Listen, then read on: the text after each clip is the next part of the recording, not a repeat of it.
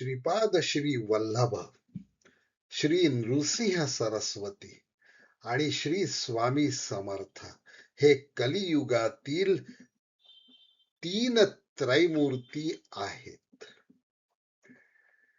त्यातील श्रीपाद श्री वल्लभांचं चरित्र हे प्रासादिक आणि भक्तांच्या करुणेच्या हाकाला ओ देणारा असा ग्रंथ आहे. या ग्रंथामध्ये 9वा अध्याय आहे आणि त्या 9व्या अध्यायाचं शीर्षक आहे कर्मफल मीमांसा.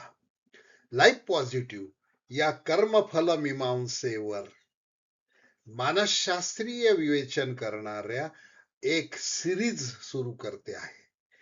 त्याआधी आज एक नवीन विषय घेऊन तुमच्या समोर येतो आहे.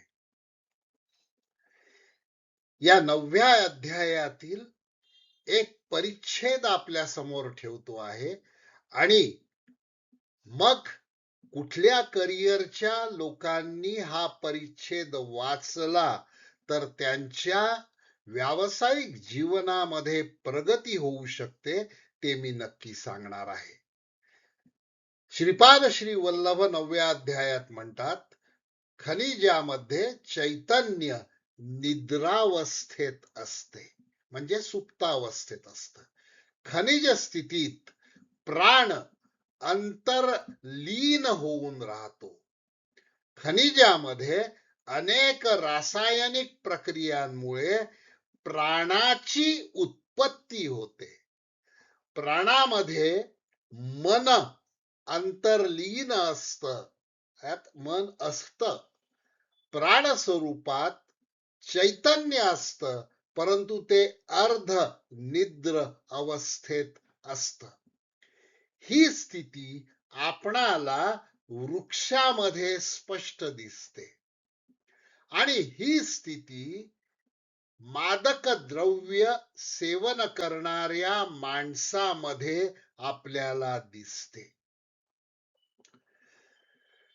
प्राणशक्ती रूपाने जेव्हा चैतन्य व्यक्त होते, जेव्हा प्राणशक्ती जागृत होते, ते खनिजामधील असो, वृक्षामधील असो, मानवामधील असो, प्राणशक्ती जागृत झाली की चैतन्य तत्व परिणामक्रमाने विकसित होते आणि मनाच्या माध्यमातून कर्म करण्यास अभ्यस्त होते.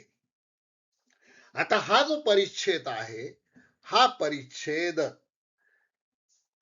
जे संशोधक, वैज्ञानिक, metallurgy, ceramic science, ceramic engineering, polymer sciences, composite material engineering, biomaterials, nano materials, electronic semiconductors, metals and coatings, ज्याचा वापर सबमरीन्स मध्ये होतो, एरोप्लेन्स मध्ये होतो, फायटर जेट्स मध्ये होतो, ॲटॉमिक रिॲक्टर्स मध्ये होतो आणि गॅस टर्बाइन्स मध्ये होतो.